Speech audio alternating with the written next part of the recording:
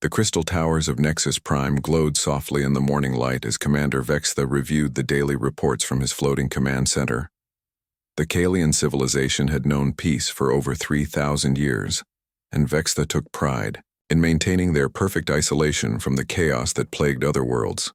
His translucent skin shimmered with calm blue patterns as he processed the routine data through his telepathic link to the planetary defense network. The Kalians had evolved beyond the crude physical conflicts that still plagued lesser species across the galaxy. Their graceful forms moved through cities that seemed to defy gravity itself, floating gardens and crystalline spires that hummed with harmonic frequencies. Every decision was made through careful telepathic consensus, every problem solved through meditation and shared wisdom. Violence was not just unknown among them, it was literally incomprehensible to their peaceful minds. Deep Space Monitoring Station Gamma picked up the first anomaly at exactly 1400 hours. Senior Analyst Morden, young by Kalian standards at only 2 centuries old, noticed the irregular energy signature approaching from the Outer Rim territories. The signal was crude and chaotic, nothing like the elegant communication protocols used by civilized species. At first, Morden dismissed it as natural cosmic interference, perhaps radiation from a dying star, or the electromagnetic pulse of a collapsing nebula. But the signal kept repeating. Every few minutes, the same harsh burst of energy would transmit across multiple frequency bands, growing stronger as its source moved closer to their system. Morden enhanced the signal through the station's quantum processors and felt his calm demeanor crack slightly. This was not natural interference. This was a message, desperate and primitive, but definitely artificial in origin. The transmission was unlike anything in their databases. Where Kalian communications flowed like poetry through space, this signal felt jagged and urgent. It broadcast simultaneously in dozens of different languages, none of which matched any known civilization. The mathematical patterns suggested a species that thought in linear terms rather than the fluid quantum logic that came naturally to evolved minds. Captain Jake Morrison stood on the bridge of the New Horizon, watching his exhausted crew struggle to keep their dying ship functional. The human colony vessel had been running for 6 months, carrying 50,000 survivors from the destroyed world of Haven's Rest. Their ship was a massive cylinder design, built for hauling colonists across the void, but it had never been intended for the kind of punishment they had endured during their escape. The Zethkar swarm had appeared in the Haven's Rest system without warning, their black hive ships emerging from hyperspace like mechanical nightmares. The machine race showed no interest in negotiation or conquest, only the systematic extermination of all biological life. Jake had watched 12 human colonies burn before gathering every survivor he could find and running for the outer territories. Dr. Lisa Carter moved through the overcrowded medical bays, treating injuries that ranged from radiation sickness to malnutrition. The ship's life support systems were failing slowly but surely, and she estimated they had perhaps a week before complete environmental collapse. The children were the hardest to treat, their young bodies struggling to adapt to the recycled air and processed food that kept them barely alive. Engineer Tony Rodriguez worked 18-hour shifts in the engine compartments, performing miracles with spare parts and determination. The fusion reactors were running at dangerous levels, their containment fields held together by improvised repairs and hope. Every system on the ship showed red warning lights, but somehow Tony kept them moving through space at a significant fraction of light speed. The humans had heard whispers about the Kalians during their desperate flight from system to system. Other refugee species spoke of a peaceful civilization that had achieved perfect harmony, a species so advanced that they had transcended the need for conflict. Most survivors dismissed these stories as wishful thinking, but Jake Morrison was running out of options. Navigation Officer Amy Clark plotted their course toward the Nexus system, knowing it represented their last hope for sanctuary. The star chart showed a single inhabited world surrounded by elegant orbital structures, all carefully positioned to avoid any disruption to the natural order. If the stories were true, the Kalians might be advanced enough to offer protection from the Zethkar pursuit fleet. When Morden finally decoded enough of the alien transmission to understand its basic meaning, He immediately contacted Commander Vextha. The young analyst's telepathic message carried undertones of shock and concern that rippled through the command center's shared consciousness. The crude signal was a distress beacon, broadcast by refugees fleeing something they called a machine swarm. Vextha felt his own calm composure waver as he reviewed Morden's analysis. The transmission spoke of worlds burned to glass, of populations numbering in the billions simply vanishing, of a mechanical enemy that consumed entire solar systems. Such concepts were difficult for the Kalian mind to process, like trying to imagine colors that did not exist or sounds that had no harmony.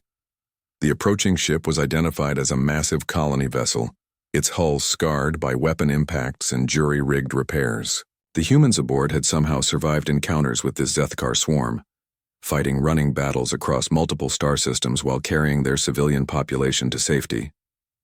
To the Kalians, the very idea of refugees fleeing violence was like a story from the prehistoric era of their own civilization. Jake Morrison made the decision to transmit their final message directly to Nexus Prime, knowing it might be humanity's last communication with any other intelligent species. He stood before the recording device in his small captain's quarters, his uniform wrinkled and his face showing the strain of months without real rest. The message was simple and direct, asking for sanctuary for his people and warning of the approaching threat. The transmission reached the Kalian homeworld just as their High Council was beginning their daily meditation session. Elder Yelnara, ancient beyond measure, felt the crude electromagnetic pulse disrupt the peaceful telepathic harmonics of their gathering. The message was translated through their quantum computers, and the words seemed to hang in the air like a discordant note in a perfect symphony. Commander Vextha faced the most difficult decision of his long career. The approaching humans represented everything the Kalians had evolved beyond, a species still trapped in the cycle of violence and conflict that marked primitive civilizations. But they were also refugees, beings in desperate need of help, and the Kalian code of ethics demanded compassion for all sentient life. The debate began immediately through their telepathic network, with younger Kalians like Morden arguing for humanitarian aid, while the elder generation expressed concern about contaminating their peaceful society. The humans would arrive within days, carrying with them the chaos of war and the primitive emotions that the Kalians had spent millennia learning to control. As the new horizon limped toward the Nexus system, both species prepared for a first contact that would change everything they thought they knew about civilization, survival, and the true meaning of peace in a galaxy where mechanical death stalked the stars. The crystal spire rose high above Nexus Prime, its faceted walls catching and reflecting the planet's twin suns in patterns that seemed to pulse with life itself. Inside the Grand Council chamber, the Kalian High Council gathered for an emergency session that would determine the fate of both their civilization and the approaching human refugees. Elder Yelnara took her place at the center of the crystalline circle, her ancient form glowing with the soft bioluminescence that marked her millennia of accumulated wisdom. The telepathic debate began immediately as the council members shared their thoughts through the quantum field that connected all Kalian minds. Counselor Dexwin projected images from their historical archives, showing the destruction that followed whenever Deathworld species encountered peaceful civilizations. His mental voice carried undertones of fear and revulsion as he described worlds where violence had replaced harmony, where the crude emotions of primitive species had corrupted entire star systems. The humans called themselves survivors, but Dexwin argued they were actually carriers of a disease that infected civilized species with their brutal instincts. Every species that evolved on harsh worlds developed the same characteristics: aggressive competition, territorial behavior, and the ability to inflict harm on other sentient beings. The Kalians had spent 3,000 years building a society free from such contamination, and allowing these refugees into their system would undo millennia of progress. Morden stood to present the opposing viewpoint, his young telepathic voice strong with conviction, despite his relative inexperience. He projected the translated messages from the human ship, showing not the mindless aggression that Dexwin described, but desperate parents protecting their children, engineers working impossible hours to keep life support functioning, and medical personnel treating the sick and wounded without regard for their own exhaustion. The young analyst had studied the human transmissions carefully, analyzing not just their words but the emotional undertones that colored every message. These beings felt pain when others suffered, they sacrificed their own comfort for the welfare of their community, and they carried hope even in the face of certain death. These were not the characteristics of mindless predators, but of a species that had learned to channel their survival instincts toward protecting the weak and innocent. Aboard the New Horizon, Captain Morrison gathered his senior staff in what had once been a comfortable conference room, but now served as both command center and emergency shelter. The walls were lined with sleeping refugees who had no other place to rest, and the air recycling system struggled to keep up with the overcrowded conditions. Morrison looked at the faces around the table and saw the same exhaustion that he felt in his own bones. Engineer Rodriguez reported that the fusion reactors were operating at 90% efficiency, which sounded good, until he explained that they needed at least 110% to maintain life support for their population. He had been cannibalizing non-essential systems for weeks, stripping power conduits from empty cargo bays and recreational areas to keep the engines running. They had perhaps 72 hours before complete system failure, and that estimate assumed nothing else would break down. Dr. Carter's medical report was equally grim. The ship's food processors were failing, and they were down to emergency rations that provided barely enough nutrition to keep people alive. The children were showing signs of protein deficiency, and several elderly passengers were developing respiratory problems from the increasingly stale air. She estimated they could keep everyone alive for maybe 5 more days, but after that they would start losing people to malnutrition and environmental collapse. Navigation Officer Clark had been monitoring Kalian communication frequencies, trying to determine whether their distress signal had been received. The alien transmissions were unlike anything in human databases, flowing patterns of energy that seemed more like music than conventional radio signals. She could detect increased activity around Nexus Prime, but had no way to determine whether it represented a response to their message or simply normal planetary communications. Security Chief Rick Hayes had organized the civilian population into emergency response teams, preparing for the possibility that they might need to evacuate the ship quickly. The refugees had responded with the same determination that had carried them through 6 months of running battles with the Zethkar swarm. Parents practiced emergency procedures with their children. Elderly passengers volunteered for dangerous maintenance duties, and everyone understood that their survival depended on working together. The Kalian Council continued their debate as precious hours passed, their telepathic discussions moving at the speed of thought, but constrained by the need for unanimous consensus. Elder Yelnara had lived through the transformation of their civilization from a warrior culture to their current peaceful state, and she remembered the violence that had nearly destroyed their species before they learned to transcend their primitive instincts. The ancient counselor projected memories of the old days when Kalians fought territorial wars and competed for resources like any other species. Those conflicts had cost billions of lives and left their homeworld scarred with the remains of weapons that could crack continents. Only through generations of careful genetic engineering and psychological conditioning had they evolved beyond the need for violence, becoming beings of pure intellect and harmony. Counselor Zenmar supported Dexwin's position, but for different reasons. As the head of their scientific research division, he had studied the psychological profiles of Deathworld species and understood the genetic programming that drove their behavior. Humans were apex predators, evolved from creatures that had climbed to the top of their planet's food chain through superior violence. Their brains were wired for aggression, their bodies designed for combat, and their social structures built around dominance hierarchies. But Morden countered with evidence from the human transmissions themselves. These beings had created art, music, and literature that spoke of love, sacrifice, and the beauty of existence. They formed pair bonds that lasted for decades. They mourned their dead with elaborate rituals, and they risked their lives to save strangers without expectation of reward. Evolution had given them the tools for violence, but they had chosen to use those same tools for protection and creation. The debate reached a critical point when long-range sensors detected the approaching Zethkar pursuit fleet.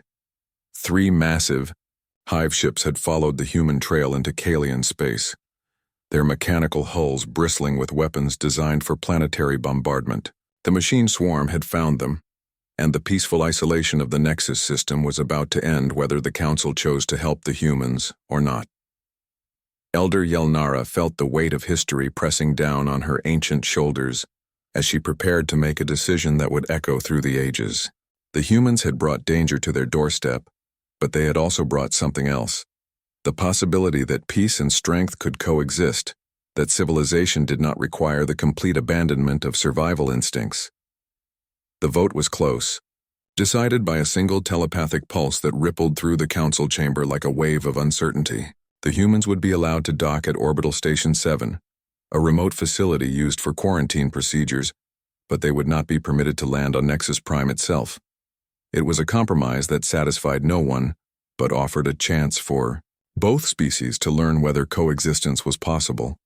As the New Horizon received permission to enter Kalian space, both civilizations prepared for a first contact that would test everything they believed about the nature of intelligence, survival, and the true meaning of strength in a universe where mechanical death hunted the living among the stars. Orbital Station 7 hung in space like a delicate work of art, its crystalline structure seeming to bend and flow as if it were made of frozen music rather than solid matter. The Kalian quarantine facility had been designed for processing, trade goods, and conducting scientific research, not for hosting desperate refugees from a species that most of the galaxy considered too dangerous to approach. Commander Vextha waited in the main docking bay with a small diplomatic team, his bioluminescent skin patterns shifting between curiosity and barely controlled anxiety. The New Horizon approached the station like a wounded animal seeking shelter, its hull scarred by weapon impacts and patched with mismatched metal plates that spoke of desperate repairs made under combat conditions. To Kalian eyes, the human ship looked crude and violent even in its damaged state, bristling with weapon emplacements and armor plating that served no purpose except to inflict or withstand harm. The very design philosophy behind the vessel was alien to beings who had spent millennia creating beauty and harmony in all their constructions. Captain Morrison led the human delegation through the docking tube that connected their ship to the station, accompanied by Dr. Carter, engineer, Rodriguez, and cultural liaison officer Steve Baker. The humans moved with the unconscious alertness of predators even in this peaceful setting, their eyes constantly scanning for potential threats and escape routes. Morrison carried himself with the bearing of a military commander, despite wearing the simple uniform of a civilian colony ship captain.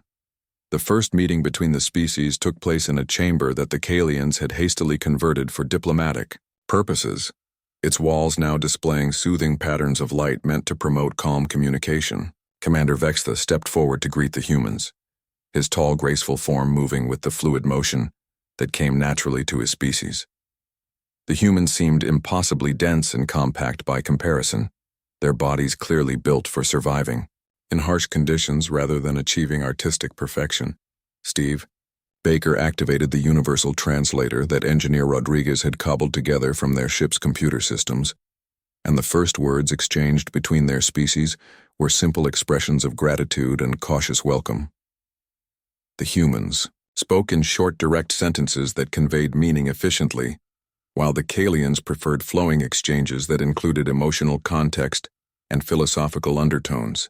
Neither group was quite prepared for how different their basic thought processes would prove to be. Dr. Carter attempted to explain human physiology to the fascinated Kalian scientists, describing concepts like adrenaline responses and competitive behavior that had no equivalent in their peaceful society. The idea that humans actually became stronger and faster when threatened seemed as impossible to the Kalians as telekinesis seemed to the humans. She showed them medical scans that revealed the dense bone structure and redundant organ systems that allowed humans to survive injuries that would kill most other species. The cultural exchange became more difficult when Steve Baker tried to explain human emotions like anger and hatred to beings who had evolved beyond such primitive responses. The Kalians understood sadness and joy, love and loss, but the concept of deliberately wanting to harm another sentient being was literally incomprehensible to their advanced minds. They had no words for revenge or spite, No cultural memory of competition for resources or territorial disputes. Engineer Rodriguez demonstrated some of the improvised technology that had kept their ship running during the long flight from the Weir Zethkar swarm. His repairs violated every safety protocol that Kalian engineers had learned, using brute force solutions where elegant quantum manipulation would have been more appropriate. But the Kalians could not argue with the results, as the human ship had somehow survived encounters that would have destroyed vessels twice its size.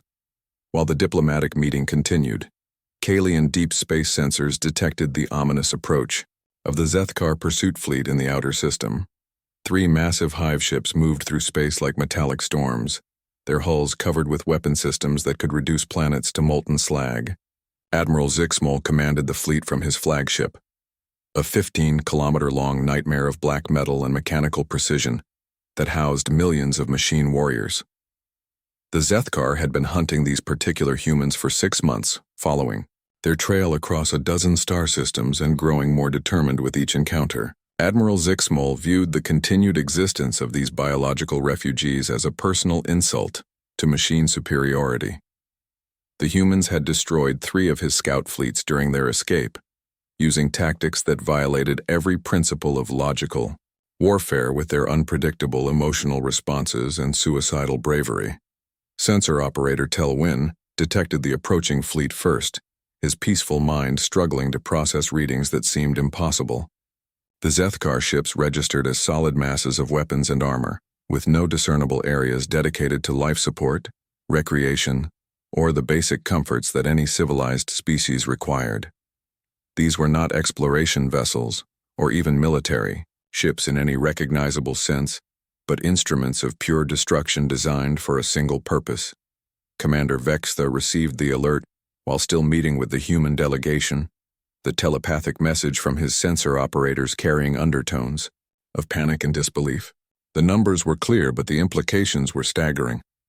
The approaching fleet possessed enough firepower to sterilize every planet in the Nexus system, turning their peaceful civilization into radioactive dust within hours. The Kalian defense fleet consisted of elegant patrol craft designed for asteroid mining and traffic control, not warfare against mechanical monsters.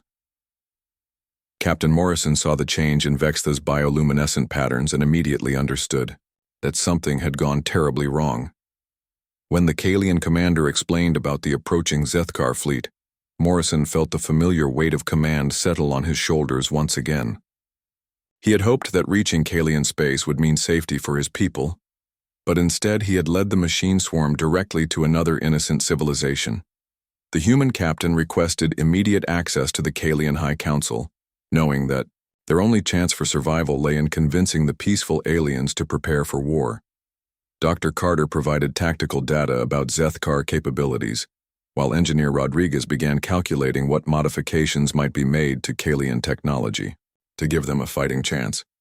The humans had learned hard lessons about machine warfare during their long flight, and they were the only beings in the system with any experience fighting this particular enemy. The Kalians faced an impossible choice as the mechanical fleet drew closer to their homeworld. They could maintain their pacifist principles and watch their species die, or they could embrace the violence they had spent millennia learning to transcend. The humans offered their knowledge and their lives, but they also represented everything the Kalians had evolved beyond, the crude emotions and aggressive instincts that marked primitive civilizations. Young Morden found himself caught between 2 worlds as he watched the human delegation prepare for what might be their final battle. These beings carried within themselves both the capacity for incredible violence and the willingness to sacrifice everything to protect others.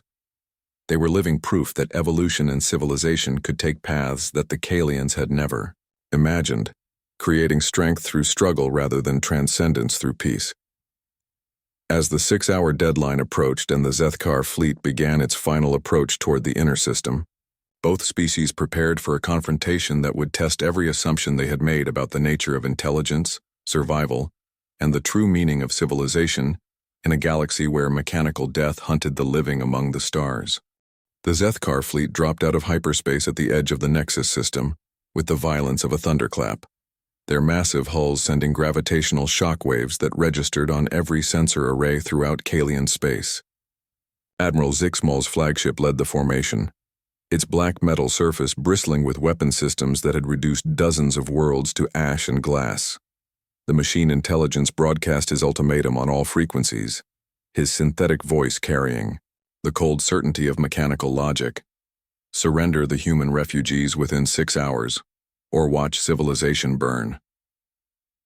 In the emergency session of the High Council, Captain Morrison stood before the assembled Kalian leadership like a scarred warrior, addressing philosophers who had never seen battle. His worn uniform and weathered face told the story of months spent fighting an impossible enemy, while the flowing robes and luminescent skin of the council members spoke of millennia devoted to peace and harmony. The contrast between them seemed to represent two completely different paths that evolution could take among intelligent species.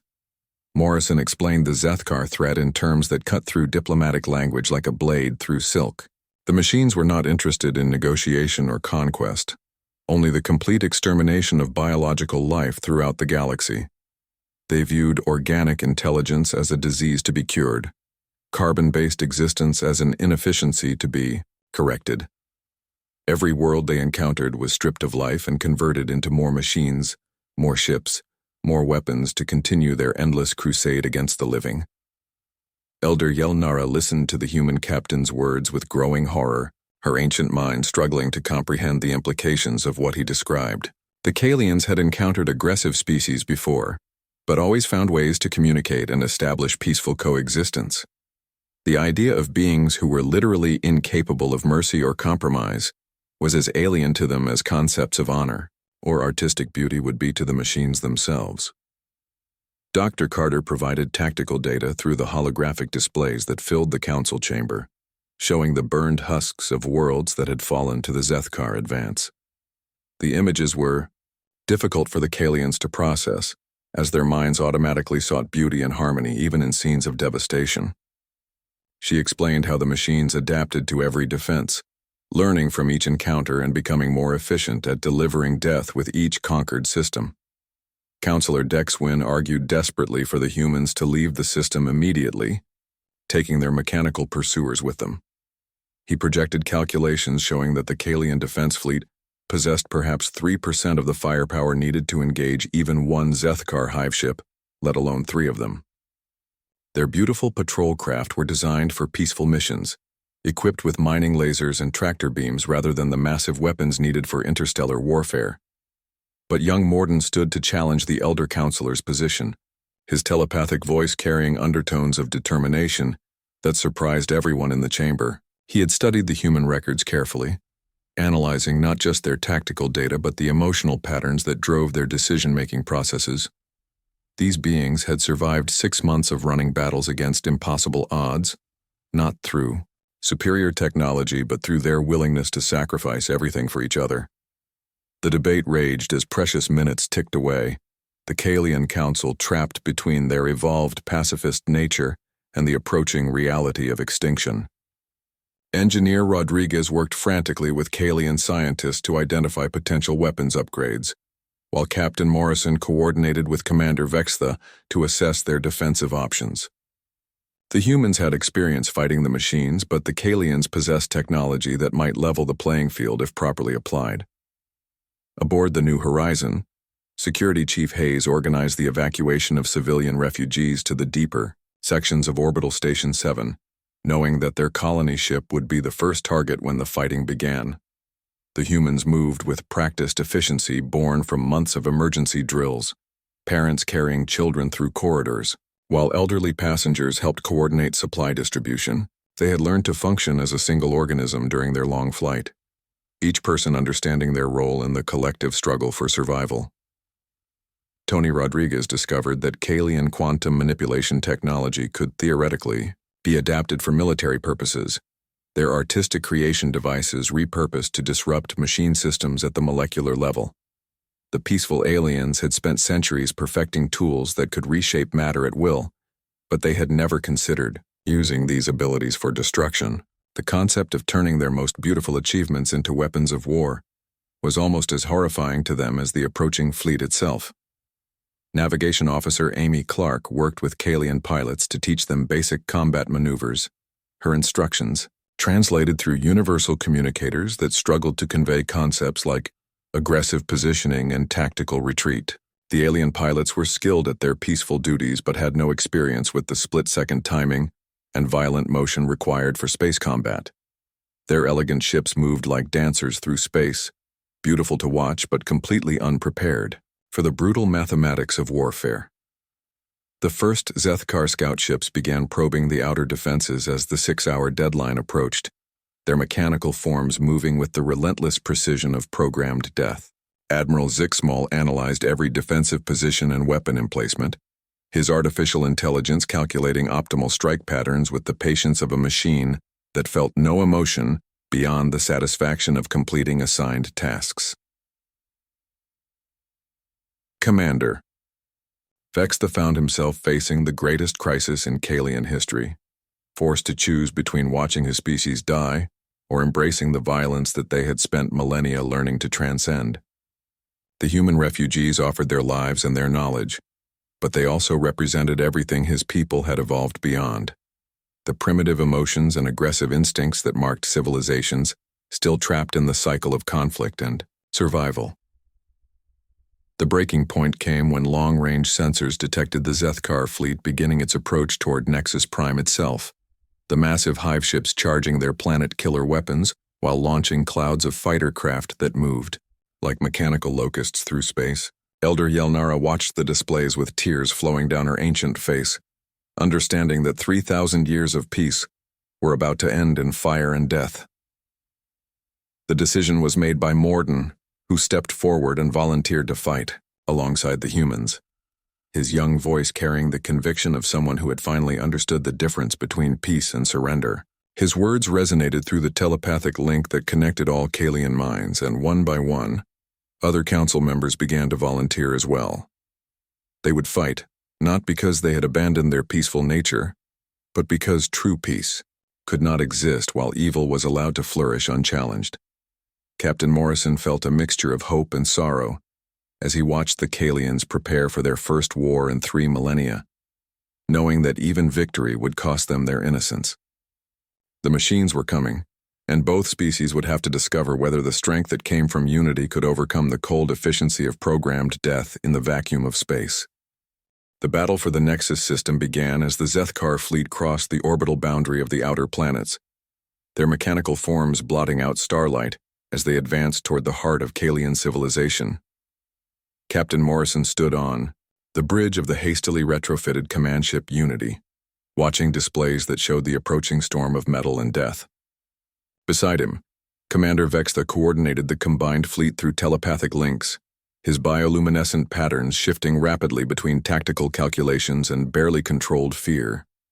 The contrast between human and Kalian vessels was striking as they formed defensive formations around Nexus Prime. Human ships looked like armored predators bristling with weapons and reinforced hulls, while Kalian craft resembled works of art that happened to carry military equipment. Dr. Carter worked frantically with Kalian scientists to complete the weapon modifications, their quantum manipulation devices converted into tools that could disrupt machine systems at the molecular level. Engineer Rodriguez had spent the last few hours integrating Kalian power cores into human weapon systems, creating hybrid technologies that neither species could have achieved alone. The peaceful aliens possessed energy generation capabilities that dwarfed anything in human databases, while the humans contributed targeting systems and tactical software designed for the brutal realities of space combat. The marriage of technologies was crude but effective, like mounting laser cannons on butterfly wings. The first wave of Zethkar fighters swept across the defensive perimeter like a swarm of mechanical locusts, their formation flying with the perfect precision that only machines could achieve. Amy Clark led a squadron of mixed human and Kalian pilots into the fight, her voice calm on the communication channels as she provided real-time tactical instruction to aliens who had never fired a weapon in anger. The Kalian pilots struggled, initially with the concept of deliberately causing harm to other entities, even mechanical ones. Their peaceful nature rebelled against the aggressive maneuvers required for combat, but desperation proved to be an excellent teacher. Morden distinguished himself as a natural warrior, despite his species' evolution beyond violence. His artistic, mind adapting quickly to the deadly ballet of space combat. Commander Vextha discovered that his mathematical approach to problem-solving translated surprisingly well to military strategy. While Captain Morrison handled the moment-to-moment tactical decisions that required human intuition and aggressive instincts, Vextha coordinated fleet movements with the precise calculations that came naturally to the Kalian mind. The partnership between methodical alien logic and human battlefield experience proved devastatingly effective. The combined fleet managed to destroy several squadrons of Zethkar fighters using coordinated attacks that combined human aggressive tactics with Kalian technological superiority. Each victory came at a terrible cost, with ships and pilots lost to the mechanical precision of machine warfare.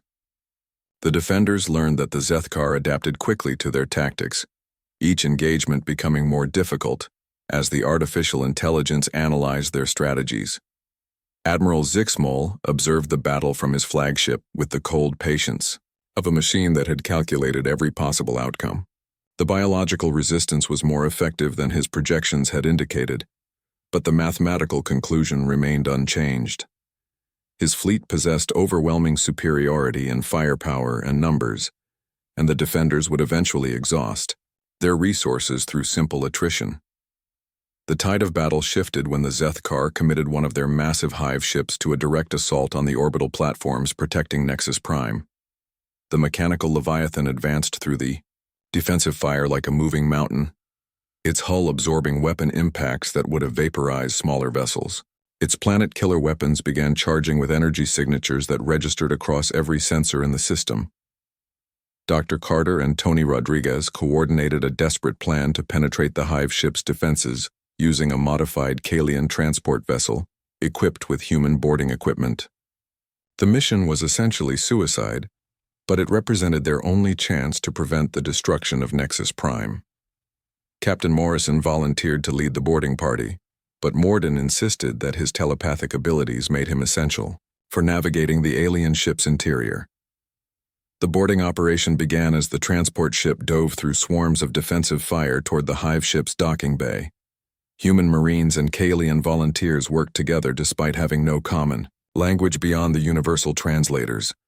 Their partnership forged in the crucible of combat. Security Chief Hayes led the assault team through corridors that seemed designed by nightmares, all sharp angles and mechanical precision. The interior of the Zethkar ship was a maze of processing centers and weapon control nodes, its layout optimized for mechanical efficiency rather than biological comfort. Morden used his telepathic abilities to sense the flow of information through the ship's systems, guiding the assault team toward the central processing core, while Hayes and his Marines cleared a path through mechanical defenders. The final confrontation took place in the heart of the hive ship, where massive quantum processors controlled the fleet's coordination and tactical planning. Dr. Carter and Rodriguez worked together to overload the central core, using a combination of human engineering knowledge and Kalian quantum manipulation. Their improvised solution violating every safety protocol either species had ever developed. The explosion that followed chain-reacted through the ship's power systems, creating a cascade failure that spread to the other vessels in the Zethkar fleet. Admiral Zixmol's last transmission was a burst of mechanical data that might have been confusion or might have been machine equivalent of surprise, as his perfect calculations proved inadequate against the unpredictable nature of biological cooperation. The victory celebration was muted by the terrible cost of the battle. Both species had lost ships and lives, and the Kalians would never again be the purely peaceful civilization they had been before the war. But they had also gained something invaluable: the knowledge that strength and compassion could coexist, that survival instincts and civilized behavior were not mutually exclusive. 6 months after the battle, the Nexus system had become the center of a new kind of alliance between species who had chosen different evolutionary paths, but discovered they could learn from each other. Human settlements on Nexus Prime combined practical architecture with Kalian artistic sensibilities, while the Joint Defense Fleet patrolled the borders with ships that were both beautiful and deadly. Captain Morrison now served as Admiral of the combined fleet, his experience with warfare balanced by Commander Vextha's strategic brilliance. The partnership had created new technologies and new philosophies, proving that diversity of thought and experience made civilizations stronger rather than weaker. Dr. Carter established medical exchange programs that benefited both species, while Engineer Rodriguez continued developing hybrid technologies that pushed the boundaries of what either race had thought possible. The story ended not with conquest or submission, but with transformation. The humans had learned to channel their aggressive instincts toward protection rather than domination, while the Kalians discovered that sometimes violence was necessary to preserve the peace they cherished. The final SOS that had brought the Deathworlders to their doorstep had indeed changed everything, creating a new model for how different species could work together in a galaxy where threats like the Zethkar swarm still lurked among the stars.